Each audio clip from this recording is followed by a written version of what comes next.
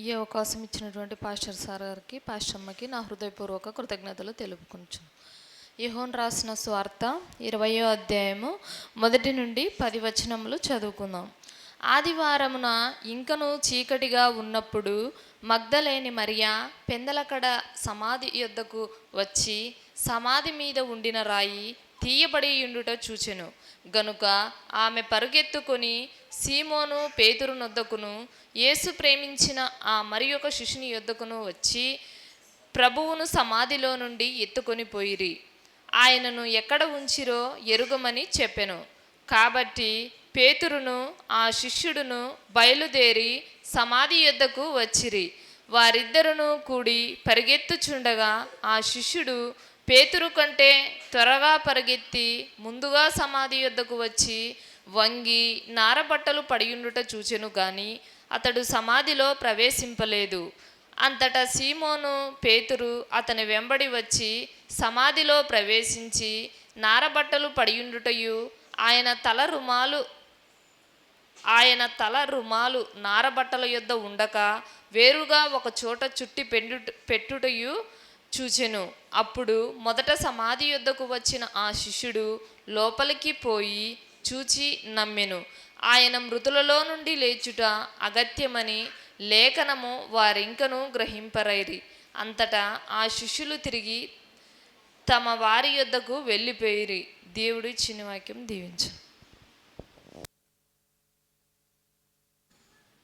ప్రార్థించుకుందాం. ప్రభు సన్నిధిలో కొద్ది నిమిషాలు మనము మోకరిస్తూ ప్రభునకు కృతజ్ఞతలు చెల్లిస్తూ ఆయన పునరుత్థానమును ఆయన యొక్క లేచిన విధమును ఈ సమయములో మనము జ్ఞాపకము చేసుకొని కృతజ్ఞతాస్తుతులు మనము చెల్లిద్దాం. దయచేసి మోకరించగలిగిన వారు మోకరించి కొద్ది నిమిషాలైన దేవుని యొక్క సన్నిధిలో మనము కృతజ్ఞతాస్తుతులు మనము చెల్లిద్దాం. మహోన్నతుడానికి స్తోత్రాలని, సజీవుడైన దేవానికి స్తోత్రాలని, పునరుత్థానుడైన యేసు నీకు వందనాలు దేవా అని ప్రతి ఒక్కరి సమయములో దేవునికి ఎంతగానో కృతజ్ఞతాస్తుతులు చెల్లించాలని ప్రభునామమున మీకు తెలియజేస్తున్నాం. దేవానికి స్తోత్రాలు, దేవానికి వందనాలు, దేవానికి కృతజ్ఞతలు. మీరు మమ్మల్ని ప్రేమించి ఈ యొక్క సూర్యారాధన కార్యక్రమములోనికి మీరు మమ్మలను ప్రవేశపెట్టిన దేవా నీకే వందనాలు, నీకే ఘనత, నీకే మహిమ, నీకే స్తుతులు ప్రభువా అని దేవునికి ఎంతగానో స్తుతులు చెల్లించాలని ప్రభునామను తెలియజేస్తున్నాం. దేవా మా కొరకే కదా ప్రభువా మీరు మృత్యుంజయుడిగా లేచితిరి, మా కొరకే కదా ప్రభువా సమాధిని గెలిచితిరి, మా కొరకే కదా ప్రభువా మీరు నాయనా ప్రభువా మృత్యుంజయుడిగా లేచి ఉన్నారు నాయన. నీకే వందనాలు దేవా అని దేవుని కృతజ్ఞతలు చెల్లిస్తూ ఆయన పునరుత్థానాన్ని జ్ఞాపకం చేసుకుంటూ ఆయన పునరుత్థానపు శక్తి, పునరుత్థానపు బలం, పునరుత్థానపు అభిషేకం, పునరుత్థాన తన ప్రత్యక్షత, పునరుత్థానపు తన కాపుదల, పునరుత్థానపు తన శక్తి, పునరుత్థానపు తన సన్నిధి ఈ సమయములో మనము పొందుకుందాం. దేవా నీకు స్తోత్రాలు. మాకందరికి నీ పునరుత్థాన శక్తిని మాకు అందించండి. నీ గొప్ప ప్రత్యక్షత మాకు అనుగ్రహించి మమ్మల్ని బలపరుచుము నాయన. మా సంఘమును బలపరుచుము అయా, మా పెద్దలు మీరు బలపరుచుము, మా సంఘం దినదినము వర్ధిల్లింపచేయము దేవా. ఈ యొక్క 40 రోజులు ప్రభు నీ బిడ్డలందరూ ఎంతగానో ఉపవాసం వేడుకున్నారు. వారి జీవితంలో మీరు చేసిన గొప్ప కార్యములను బట్టి నీకు స్తోత్రాలు నాయనా, కృతజ్ఞతలు. నీ బిడ్డలందరినీ నీ సాక్షులుగా, నీ శిలవ సాక్షులుగా మీరు నిలబెట్టుకొని నీ తైలాభిషేకము చేత, దైవాభిషేకము చేత నింపి పంపుము నాయనా అని ప్రతి ఒక్కరు కూడా ప్రార్థించండి. దేవా నీకే స్తోత్రాలు ప్రభువా. ఎంతవరకు ప్రస్తుతించాం, వాక్యం వినబోతున్నాం. మీ దాసురాలు శిలవ సాటిన మరుగుపరుచుకొని మాకు కావలసిన శ్రేష్టమైన వర్తమానం, అతి శ్రేష్టమైన వర్తమానమును మీరు మాకు ప్రసాదించి మమ్ములను, మా కుటుంబాలను నీ అభిషేకము చేత, నీ ఆనందము చేత, నీ ఆదరణ చేత, నీ వాక్కుల చేత, ఆశీర్వాదముల చేత మమ్మల్ని నింపి పంపము దేవా అని ప్రార్థించుచు ప్రభువును స్తుతిస్తూ కొనియాడుతూ ఆయన బిడ్డలుగా సాక్షిగా ఆయన రాయబారిగా మన ముందు కొనసాగుదాం అని ప్రార్థిస్తూ ప్రభువును స్తుతిస్తూ కొనియాడుతూ ఉంటూ ఉండగా ప్రార్థన చేసుకుందాం. దేవా నీకే వందనాలు, నీకే ఘనత, నీకే ప్రభావములు దేవా అని దేవునికి ఎంతగానో ప్రభావములు చెల్లిస్తూ స్తుతులు చెల్లిస్తూ ఉంటూ ఉండగా ప్రార్థన మన మధ్యలో ఉన్న రాణి గారు కృతజ్ఞ ప్రార్థనలో నడిపించాలని ప్రభువును తెలియజేస్తూ ఉన్నాం.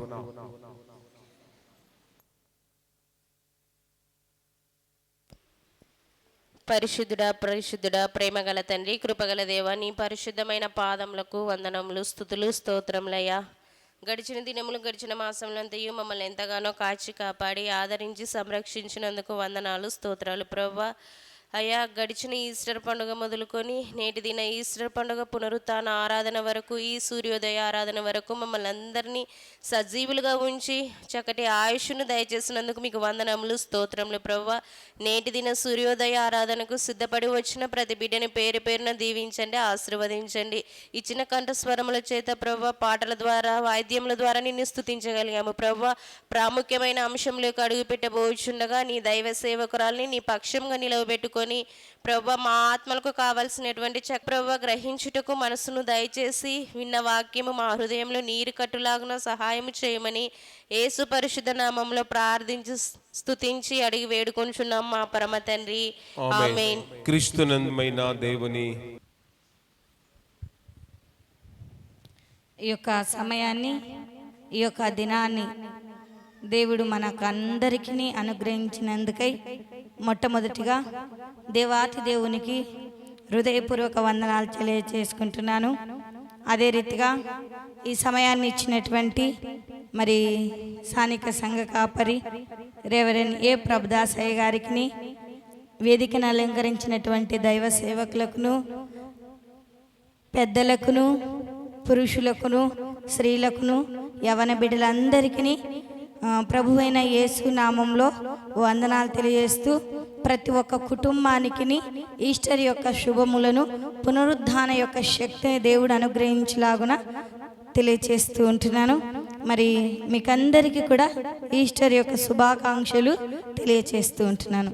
మరి ఈ యొక్క సూర్యోదయ ఆరాధన కార్యక్రమంకు ఏర్పాటు చేయబడినటువంటి లేఖన భాగంని మనం చదువుకున్నాం. మన యొక్క అంశము ఏమిటి అంటే, యేసు క్రీస్తు చనిపోయి సజీవముగా లేచిన ఘన సత్యము అనే టాపిక్ మీద మనం కొద్ది నిమిషాలు మాత్రమే దేవుని యొక్క వాక్యాన్ని ధ్యానించుకుందామండి. క్రీస్తు చనిపోయి సజీవముగా లేచిన ఘన సత్యము మన యొక్క అంశము. క్రీస్తు చనిపోయి సజీవముగా లేచినటువంటి ఘన సత్యాన్ని గూర్చి కొద్ది నిమిషాలు మాత్రమే దేవుని యొక్క వాక్యాన్ని మనం చదువుకుందామండి. అందుకోసమే చదువుకున్న లేఖనములలో మనము జ్ఞాపకం చేసుకున్నట్లయితే యోహాను సువార్త 20వ అధ్యాయము 1 నుంచి 18 వచనాల వరకు త్వరగా చదవండి. ఆదివారము ఇంకనూ చీకటిగా ఉన్నప్పుడు మగ్దలేని మరియ పెందలకడనే సమాధి యొద్దకు వచ్చి సమాధి మీద ఉండిన రాయిని తీయబడి ఉండుట చూచెను. కనుక ఆమె పరిగెత్తుకొని సీమోను పేతురునొద్దను యేసు ప్రేమించిన మరి ఒక శిష్యుని యొద్దకు వచ్చి ప్రభువును సమాధిలో నుండి ఎత్తుకొని పోయిరి, ఆయనను ఎక్కడ ఉంచిరో ఎరుగమని చెప్పెను. కాబట్టి పేతురును ఆ శిష్యుడును బయలుదేరి సమాధి యొద్దకు వచ్చిరి. వారిద్దరును కూడి పరిగెత్తుచూ ఉండగా ఆ శిష్యుడు పేతురు కంటే త్వరగా పరిగెత్తి ముందుగా సమాధి యొద్దకు వచ్చి వంగి నారి బట్టలు పడియుండుట చూచెను. కానీ అతడు సమాధిలో ప్రవేశింపలేదు.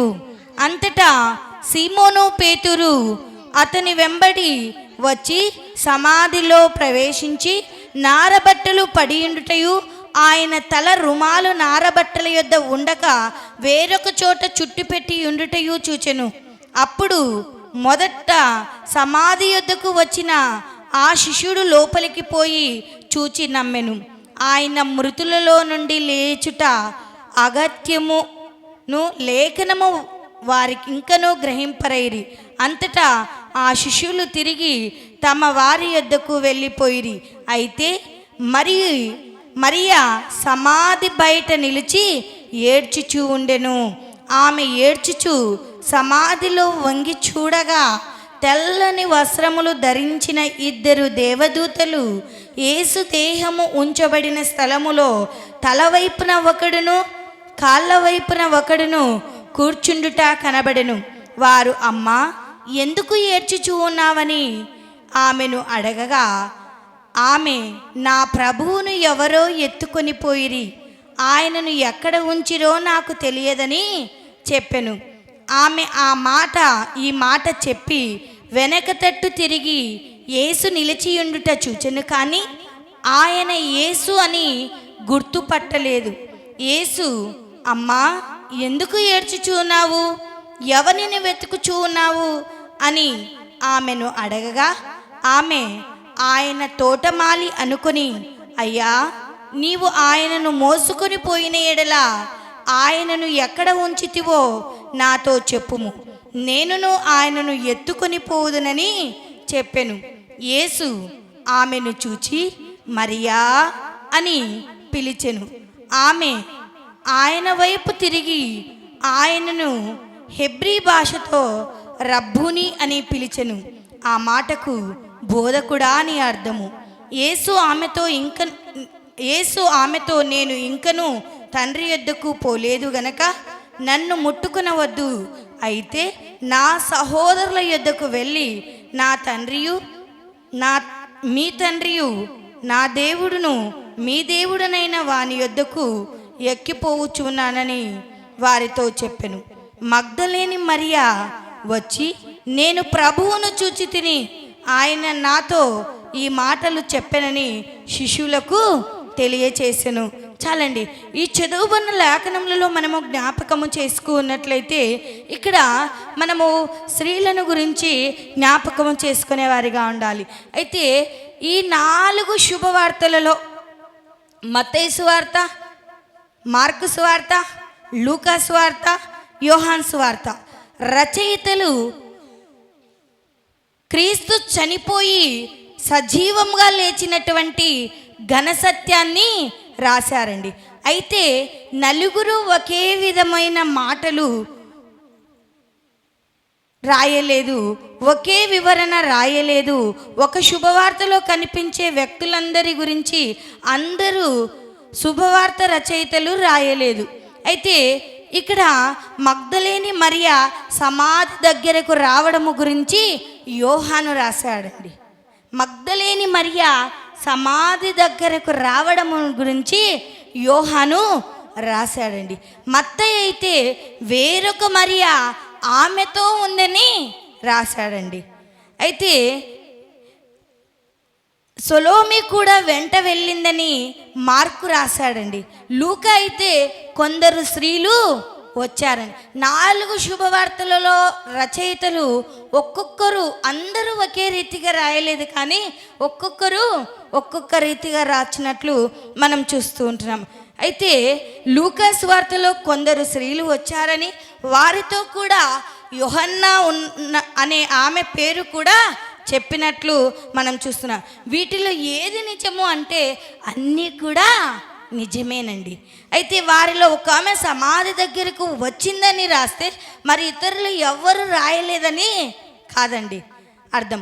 అయితే ఇక్కడ మనము జ్ఞాపకం చేసుకున్నట్లయితే ఆదివారమున చీకటిగా ఉన్నప్పుడు మగ్దలేని మరియా పెందలకడని సమాధి యొద్దకు వచ్చి సమాధి మీద ఉండిన రాయి తీయబడి ఉండుట చూచెను. ఎవరికండి మొట్టమొదటిగా పునరుద్ధాన ప్రత్యక్షత? స్త్రీలకేనండి. నిజంగా జ్ఞాపకం చేసుకున్నట్లయితే మాకు ఆమెతో వచ్చిన ఇతర స్త్రీలను కలుపుకొని మాట్లాడుతూ ఉన్నది. యేసు ప్రభు సజీవంగా లేస్తాడని వారు అర్థము చేసుకోలేదండి. అయితే ఎవరో శత్రువులు ఆయనను ఎత్తుకొని పోయారు అని ఆ లేఖనములలోనే మనం చూస్తున్నాం. అంటే ఆదివారమున యేసు ప్రభుల వారు శుక్రవార దినాన చనిపోయారు. ఆదివారమున ఇంకా చీకటిగా ఉన్నప్పుడు మగ్దలేని మరి ఎక్కడికి వచ్చింది? సమాధి యొద్దకు వచ్చింది. అయితే సమాధి యొద్దకు వచ్చి పెందలకడనే వచ్చింది. అంటే చీకటి ఉండగానే ఆమె సమాధి యొద్దకు, నిజంగా ఆమెలో ఉన్నటువంటి ధైర్యాన్ని చూడండి. ఒకసారి సమాధి దగ్గరికి వెళ్ళడము నిజంగా ధైర్యం కావాలా లేదండి? ఆమెలో ఎంత ధైర్యం ఉంది, ప్రభు పైన ఎంత విశ్వాసం ఉంది, ప్రభు మీద ఎంత నమ్మకం ఉందో ఒక్కసారి జ్ఞాపకం చేసుకుందామండి. నిజంగా ఒకసారి ఆ సమాధి వైపు రాత్రిపూట చూడాలంటేనే కానీ ఆమె పెందలకడనే వెళ్ళిందంటే ఆమెలో ఉన్నటువంటి ఆ ధైర్యమును, ఆమెలో ఉన్నటువంటి నమ్మకాన్ని, ఆమెలో ఉన్నటువంటి విశ్వాసాన్ని, ఆమెలో ఉన్నటువంటి ఆ బలమైనటువంటి ఆ యొక్క నమ్మకాన్ని మనము జ్ఞాపకం చేసుకోవచ్చండి. అయితే ఇక్కడ మనము సమాధి మీద ఉండిన రాయి తీయబడి ఉండుట చూచెను. ఆమె సమాధి యొద్దకు వచ్చింది, ఆ సమాధి మీద ఉండిన రాయి తీయబడి ఉండుట చూచెను. కనుక ఆమె పరిగెత్తుకొని పోయి ఎవరి యొద్దకు పోయిందండి? సీమోను పేతురు వద్దకు పోయి యేసు ప్రేమించిన మరి ఒక శిష్యుని యొద్దకు వచ్చి ప్రభు సమాధిలో నుండి ఎత్తుకొని పోయిరి. నిజంగా ఆయన్ని ఎత్తుకోవడానికి శక్తి ఉంటుందండి యేసు ప్రభుల వారిని. ఆమె చూడండి, ఆమెలో ఉన్న గొప్ప విశ్వాసాన్ని, ఆ గొప్ప నమ్మకాన్ని ఒక్కసారి ప్రభువును ఎవరో ఎత్తుకొని పోయిరి, ఆయనను ఎక్కడ ఉంచిరో ఎరగమని చెప్పాను. కాబట్టి పేతురును ఆ శిష్యుడును బయలుదేరి సమాధి యొద్దకు వచ్చిరి. వారిద్దరూ కూడా పరిగెత్తుచూ ఉండగా ఆ శిష్యుడు పేతురు కంటే త్వరగా పరిగెత్తి ముందుగా సమాధి యొద్దకు వచ్చి వంగి నారబట్టలు పడి ఉండుట చూచెను, కానీ అతడు సమాధిలోనికి ప్రవేశించలేదండి. అంతటా సీమోను పేతురు అతని వెంబడి వచ్చి సమాధిలో ప్రవేశించి నారబట్టలు పడి ఉండుట ఆయన తల రుమాలు బట్టలు యొద్ద ఉండక వేరొక చోట చుట్టి పెట్టి ఉండుట చూచెను. అప్పుడు మొదట సమాధి యొద్దకు వచ్చిన ఆ శిష్యుడు లోపలికి పోయి చూచి నమ్మెను. యేసు లేచి ఉన్నాడు అని నమ్మెను అని లేఖనములలోనే మనం చూస్తున్నాం. ఆయన మృతులలో నుండి లేచెను. లేచుట అగత్యము, లేఖనము వారు ఇంకనూ గ్రహింపలేదు. సమాధిలోనికి వెళ్ళి చూస్తున్నారు కానీ వారు గ్రహించలేకపోయారండి. అంతటా ఆ శిష్యులు తిరిగి తమ వారి యొద్దకు వెళ్ళిపోయి, అయితే మరియా సమాధి బయట నిలిచి ఏడుస్తూ ఉందండి. ఆమె ఎంతగా కన్నీరు గారిస్తుందో చూడండి, ఏడుస్తూ ఉంది. ఆమె ఏడుస్తూ సమాధిలోనికి వంగి చూడగా తెల్లని వస్త్రములు ధరించిన ఇద్దరు దేవదూతలు కనబడుతున్నారు. ఒకరు తల వైపున, ఒకరు కాళ్ళ వైపున కనబడుతూ ఉన్నట్లు మనం చూస్తూ ఉంటున్నాం. అయితే వారు అమ్మ అక్కడ ఉన్నటువంటి ఎందుకు ఏడుస్తూ ఉన్నావు అని ఆమెను అడగగా ఆమె ఏమని చెప్తుంది? నా ప్రభువును ఎవరో ఎత్తుకొని పోయిరి, ఆయనను ఎక్కడ ఉంచిరో చెప్పుము, నాకు తెలియచేయండి అంటూ ఉంది. నిజంగా నా ప్రభువును, నిజంగా యేసు ప్రభులను ఎత్తుకోవడానికి ధైర్యం ఉంటుందండి, శక్తి కావాలి కదా. చిన్న పిల్లలను కొద్దిసేపు ఎత్తుకోవాలంటేనే ఎత్తుకుంటారండి. నిజంగా ఆమెలో ఉన్న ఆ దృఢ నమ్మకత్వాన్ని జ్ఞాపకం చేసుకున్నట్లయితే ఆమె ఎంతగానో ఆమె ఆ మాట చెప్పి వెనక తట్టు తిరిగి నిలిచి ఉండుట చూచెను, కానీ ఆయన యేసు అని గుర్తుపట్టలేకపోయిందండి. పిలుస్తూ ఉన్నాడు యేసు ప్రభులు, అమ్మా నువ్వు ఎందుకు ఏడుస్తున్నావు, ఎవరిని వెతుకుచూ ఉన్నావు అన్నప్పుడు ఆమె ఆయన యేసు ప్రభుల వారి యొక్క మొహాన్ని గుర్తుపట్టలేకపోయినట్లు మనం చూస్తున్నాం. యేసు సజీవంగా లేచిన తర్వాత ఆయన ఆకారము చనిపోకముందు ఆకారానికి కొంత భిన్నముగా ఉన్నట్లు మనం చూసుకునేవారు. అందువల్ల మరియ వెంటనే ఆయనను గుర్తుపట్టలేదండి. గుర్తుపట్టక మరి అక్కడ చదవండి, ప్రభువును ఎవరో ఎత్తుకొని పోయిరి, ఆయన ఎక్కడ ఉంచిరో నాకు తెలియదని చెప్పెను. ఆమె ఈ మాట చెప్పి వెనక తట్టు తిరిగి యేసు నిలిచి ఉండుట చూచెను, కానీ ఆయన యేసు అని గుర్తుపట్టలేదు. ఎందుకు గుర్తుపట్టలేదు అంటే చనిపోకముందు ఆకారానికి, చనిపోయి లేచిన తర్వాత ఆకారానికి కొంత భిన్నంగా ఉన్నట్లు మనం చూస్తూ ఉంటున్నామండి. అంతేకాదు ఆయన్ను మరి ఆయన్ను అలా చూస్తానని ఎంత మాత్రం ఆమె ఊహించి ఉండదండి. నిజంగా చనిపోయిన వ్యక్తి సజీవంగా లేస్తాడని ఆమె చూస్తానని ఊహించాడు. నిజంగా ఇప్పుడు మన యొద్దకు వచ్చి, అమ్మా నువ్వు ఎందుకు ఏడుస్తున్నావు, ఎవరిని వెతుకుచూ ఉన్నావు, నీ హృదయంలో ఎవరిని వెతుకుచూ ఉన్నావు అన్నప్పుడు నిజంగా ఒక్కసారి జ్ఞాపకం చేసుకుందామండి. ఆమె కన్నీటితో దేవుణ్ణి వెతుకుచూ ఉందండి. నిజంగా ఒక్కసారి జ్ఞాపకం చేసుకున్నాం. వెతికిన వారిలో మరి చాలామంది స్త్రీలు కూడా ఉన్నారండి. నిజంగా ఒకసారి మరియలు ఎంతమంది ఉన్నారండి?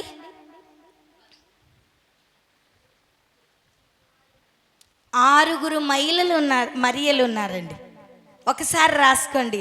6 మరియలను మనము జ్ఞాపకం చేసుకుని 13 మంది లేరండి, 6 మంది మరియలు మాత్రం. కన్యకైన మరియా, క్లోప భార్య అయిన మరియా, మగ్ధలేని మరియా, బెతనియా మరియా, జాన్ మార్క్ తల్లి మరియా, రోమా సంఘపు మరియా అని మనం జ్ఞాపకం చేసుకున్నాం. అయితే వీరందరిలో మనము ధ్యానించేది ఎవరండి? మగ్ధలేని మరియ గురించి మాత్రమే ధ్యానిస్తూ ఉంటున్నాం. ఈ మగ్ధలేని మరియా యేసు ప్రభువును మొట్టమొదటిగా చూచినట్లు మనం చూస్తున్నాం. అయితే ఆమె సిలువ చెంత ఉండిన స్త్రీ, అంత మాత్రమే కాకుండా ఆ మగ్ధలేని మరియా ప్రార్థనా గుంపులో ఉండినటువంటి మరియా.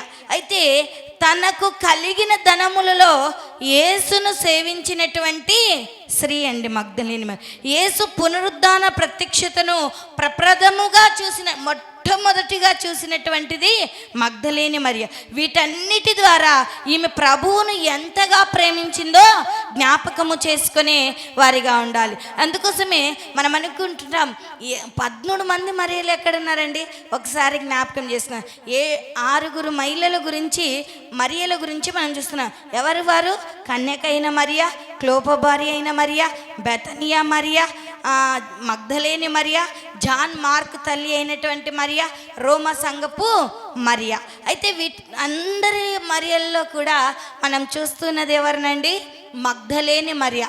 ఈమె తన ధనాన్ని తన యొక్క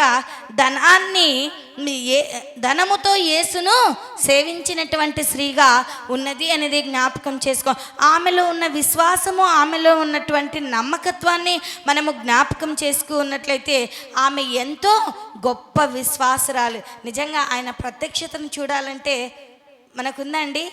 ఆమె ఎంత విశ్వాసం ఉంచిందో ఒకసారి జ్ఞాపకం. మన విశ్వాసం ఎలాంటిదండి? వెతుకుతూ ఉన్నావా? ఆయనను వెతుకుతూ ఉన్నట్టు నటిస్తూ ఉన్నారండి. నిజంగా హృదయముతో వెతకాలండి. హృదయపూర్వకంగా, ఇష్టపూర్వకంగా ఆయనలో నమ్మకం ఉంచి ఆయనను సేవిస్తూ మనలో ఉన్నటువంటి ఆ అంధకార స్థితులను మనము తీసివేసుకొని ఆయన్ని వెతికినట్లయితే ఆయన ప్రత్యక్షతను పొందుకుంటావు.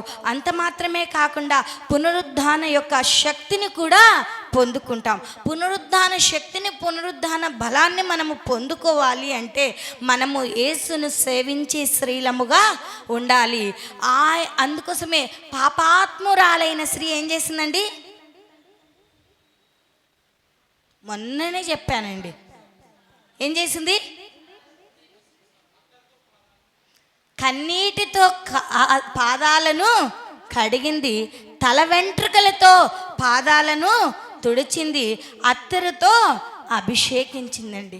నిజంగా ఈమెలో ఉన్న విశ్వాసాన్ని కూడా అందుకోసమే ఆమె యేసు ప్రభుల వారిని ఎక్కువగా ప్రేమించింది కనుకనే ఆమె విస్తారమైన పాపములన్నీ కూడా క్షమించబడ్డాయి. మగ్ధలేని మరియు కూడా యేసు ప్రభుల వారిని ఎక్కువగా ప్రేమించింది కనుకనే ఎవ్వరు వెళ్ళక ముందే ఎక్కడికి వెళ్ళిందండి? సమాధి దగ్గరికి వెళ్ళి. సమాధి యొద్దకు వెళ్ళాలి అంటే యేసు ప్రభుల వారిపై ఉన్నటువంటి గొప్ప విశ్వాసమేనండి. నీకుందండి? ఈ తెల్లవారుజామున రావాలంటే ఏ కుక్క గడుస్తుందో, ఎవరు ఏమనుకుంటారో, ఈమె చూడబ్బా ఎంత భక్తి పర్రాలో ఇప్పుడే పోతుంది అనుకుంటారనుకరండి. నిజంగా ఒక్కసారి ఆమెలో ఉన్నటువంటి ఆ గొప్ప విశ్వాసం చూడండి. ఎవరు ఏమనుకున్నా పర్వాలేదు, కానీ నేను మొట్టమొదటిగా పునరుద్ధాన ప్రత్యక్షతను పొందుకోవాలి అనుకుందండి. నిజంగా పునరుద్ధాన ప్రత్యక్షతను పొందుకుంటే పునరుద్ధాన శక్తిని కూడా పొందుకుంటావు, పునరుద్ధాన బలాన్ని కూడా పొందుకుంటావు. నిజంగా ఆ మరియా యేసు ప్రభుల వారిని ఎవరు ఎత్తుకొని పోయారు, ఎక్కడ ఉంచారని నాకు చెప్పుకోండి. నేను ఆయనను 15వ వచనాన్ని ఒక్కసారి చదవండి. యేసు, అమ్మా ఎందుకు ఏడ్చుచూ ఉన్నావు, ఎవరిని వెతుకుచూ ఉన్నావు అని ఆమెను అడగగా, ఆమె యేసు ప్రభుల వారిని ఏమనుకుంటుందండి, తోటమాలి అనుకుంటుందండి. తోటమాలి అనుకొని, అమ్మయ్యా నీవు ఆయనను మోసుకొని పోయిన ఎడల ఆయనను ఎక్కడ ఉంచితివో నాకు చెప్పుము, నేను ఆయనను ఎత్తుకొని పోవుదనని చెప్పని. నిజంగా ఒక స్త్రీ ఒక పురుషుని ఎత్తుకోవాలంటే అసాధ్యమా కాదండి? నిజంగా ఆమె నేను ఎత్తుకొని పోతాను చెప్పు, ఎక్కడ ఉంచారో చెప్పు అంటుందండి. నిజంగా ఎంత గొప్ప విశ్వాసమో చూడండి, ఎంత గొప్ప నిరీక్షణ కలిగి ఉందో చూడండి. నిజంగా ఆమె ఆ నిరీక్షణ పొంది ఉంది కనుకనే ఆమె ఆ ప్రత్యక్షతను చూడగలిగిందండి. నిజంగా ఈ దినాన పునరుద్ధాన బలాన్ని పొందుకోవాలని, పునరుద్ధాన ప్రత్యక్షతను పొందుకోవాలని దేవుని మందిరంలో ఉన్నాము, కానీ దేవుని వాక్యం పైన దృష్టి ఉంచలేని స్థితిలో ఉంటున్నామండి. చాలామంది ఎలాంటి స్థితిలో ఉంటున్నామో చూడండి. ఆ యొక్క సమాధి యొద్దకు వెళ్ళినప్పుడు అనేక మంది స్త్రీలు ఏం తీసుకెళ్లారండి, సుగంధ ద్రవ్యాలు తీసుకుపోయారండి. నిజంగా ఆయనకు పూయాలి అని. అందుకోసమే భక్తుడు చాలా చక్కగా ఆంధ్ర క్రైస్తవ కీర్తనలో పాట పాడాడు కదా. ఏం పాట పాడాడండి, గెలచినాడురా సమాధి. నిజంగా ఆయన లేచినాడు, ఆ సమాధిని గెలచినాడండి. నిజంగా ఆ యొక్క ఘన సత్యాన్ని ఈ దినం మనం నిజంగా ఎంతోమంది చనిపోయారు, ఎంతో దేవుళ్ళు కూడా చనిపోయారు, ఎవ్వరు కూడా తిరిగి లేచారండి, ఎవ్వరు కూడా. నిజంగా యెరూషలేము పట్టణంలో మరి ఇప్పటికీ ఆ సమాధి తెరవబడి ఉంది. ఆయన లేచాడు అనే ఘన సత్యాన్ని అందరికీ చాటి చెప్పుతూ ఉందండి. నిజంగా ఎంతోమంది చనిపోయారు, కానీ ఏ సమాధి కూడా తెరవబడలేదండి, ఎవ్వరూ కూడా సజీవంగా లేవలేదండి. కానీ యేసు ప్రభుల వారు మరి చనిపోయి 3వ దినాన మృత్యుంజయుడై తిరిగి లేచినట్లు మనం చూస్తూ ఉంటున్నామండి. ఈ దినాన మనము కూడా ఆయనకు ఒక సాక్షిగా ఉండాలి. ఈ యొక్క దినాన సాక్ష్యము పంచుకోవాలండి. ఈస్టర్ అనగానే సాక్ష్య పండగ అని కూడా చెప్పొచ్చండి. యేసు ప్రభుల వారు చనిపోయి తిరిగి లేచాడనే సాక్ష్యాన్ని ఏ రీతిగా మనం పంచుకుంటున్నామో, మన జీవితాల్లో దేవుడు చేసినటువంటి ఆ కార్యాన్ని కూడా మనం పంచుకునే వారిగా ఉండాలి. అందుకోసమే అక్కడ మనము జ్ఞాపకం చేసుకున్నట్లయితే 16వ వచనాన్ని ఒక్కసారి చదవండి. యేసు ఆమెను చూచి మరియా అని పిలిచెను. ఆమె ఆయన వైపు తిరిగి ఆయనను హెబ్రీ భాషతో రబ్బూని అని పిలిచెను. ఆ మాటకు బోధకుడు అని అర్థము. ఏమని పిలుస్తుందండి, రబ్బూని అని పిలుస్తుంది. ఆ మాటకి ఏమని అర్థము, బోధకుడా అని అర్థమండి. యేసు ఆమెతో, నేను ఇంకా తండ్రి యొద్దకు పోలేదు కనుక నన్ను ముట్టుకొనవద్దు అంటున్నాడు. నేను ఇంకా తండ్రి యొద్దకు ఎక్కిపోలేదండి, నన్ను ముట్టుకొనవద్దు. అయితే నా తండ్రి సహోదరుల యొద్దకు వెళ్ళి, నా తండ్రియు మీ తండ్రియు నా దేవుడును మీ దేవుడునైనా వాని యొద్దకు ఎక్కిపోవచ్చున్నానని వారితో చెప్పాను. మగ్దలేని మరియ వచ్చి యేసు ప్రభువును చూచి తిని అన్న ఘన సత్యాన్ని వారితో చెబుతూ ఉన్నట్లు కూడా మనం చూస్తూ ఉంటున్నాం. ఆయన నాతో ఈ మాటలు చెప్పి శిష్యులకు తెలియచేసాను. ఆమెతో చెప్పిన మాటలన్నీ కూడా శిష్యులకు తెలియచేసాను. ఈ దినాన పునరుద్ధానమైనప్పుడు యేసు ప్రభుల వారు ఎవరెవరికి ప్రత్యక్షమయ్యాడో మనం జ్ఞాపకం చేసుకున్నట్లయితే, మొట్టమొదటిగా ఎవరికి, దేవుని యొక్క మగ్దలేని మరియకు, తర్వాత శిష్యులకు, తర్వాత మేడగదిలో ఉన్నటువంటి ఆ 10 మంది శిష్యులకు కూడా ప్రత్యక్షమైనట్లు మనం చూస్తామండి. నిజంగా జ్ఞాపకం చేసుకున్నట్లయితే ఆ యొక్క ఘన సత్యాన్ని ఈ లోకంలో అందరూ కూడా తెలుసుకునే వారిగా ఉండాలి. నిజంగా మనకు బలము కావాలి, శక్తి కావాలి అనుకుంటున్నాం, కానీ దృఢమైన విశ్వాసము ఆయనలో ఉంచలేకపోతూ ఉంటున్నాం. ఆయనను వెతకలేని స్థితిలో మనం ఉంటున్నాం. దేవుణ్ణి ఎలా వెతకాలి అంటే హృదయపూర్వకముగా వెతకాలంట. నువ్వు హృదయపూర్వకముగా దేవుణ్ణి వెతికినప్పుడే ఆ దేవుని యొక్క ప్రత్యక్షతను పొందుకుంటామండి. నువ్వు హృదయపూర్వకంగా ఇష్టపూర్వకంగా దేవుణ్ణి వెతకలేకపోయావు అనుకో, ఆ బలాన్ని పొందుకోలేవు, ఆ శక్తిని పొందుకోలేవు, ఆ ప్రత్యక్షతను కూడా పొందుకోలేమండి. నీకు పునరుద్ధాన బలం కావాలన్నా, పునరుద్ధాన శక్తి కావాలన్నా, పునరుద్ధానం యొక్క ప్రత్యక్షత కావాలి అన్నా, నీవు నేను మనమందరము కూడా ఎలా వెతకాలండి? హృదయపూర్వకంగా వెతకాలండి. నిజంగా నిద్రపోవద్దండి. ఆనాడు స్త్రీలు పెందలకడని లేచి ఏం చేశారండి? దేవుణ్ణి వెతక వచ్చారండి. ఆ వాటితో పాటు సుగంధ ద్రవ్యములను తీసుకొని వచ్చారండి. కానీ మనం ఏ స్థితిలో ఉంటున్నాం, ఎలా ఉంటున్నామో ఒక్కసారి జ్ఞాపకం చేసుకునే వారిగా ఉండాలి అని ప్రభునామం తెలియజేస్తూ దేవుడి చిన్న వాక్యాన్ని మనందరి వినికిడిలో దీవించి ఆశీర్వదించునుగాక. ఇచ్చిన సమయాన్ని బట్టి అయ్యగారికి వందనాలు తెలియజేస్తూ ముగించుకుంటాం. క్రీస్తునందు ప్రేమైన దేవుని బిడలారా, ఇంతవరకు చక్కని వాక్యం అందించిన పాస్టమ్మ గారికి ప్రత్యేకమైన వందనాలు తెలియజేస్తూ ఉన్నా. విన్న వాక్యాన్ని విని విడిచిపెట్టక దేవుని యొక్క వాక్యానుసారముగా, దేవుని యొక్క చిత్తానుసారముగా మనమందరము జీవించినట్లుగా, బ్రతుకున్నట్లుగా ప్రభు సన్నిధిలో మనమందరము ప్రార్థన చేసుకుందాం. అందరం తలలు వంచి ఉండగా ప్రార్థన మన మధ్యలో ఉన్న మేరమ్మ గారు వాక్య పల్లింపు కొరకు క్లుప్త చిన్ని ప్రార్థనలో వారు నడిపిస్తారు. అందరు తల వంచి ఉండగా ప్రార్థన.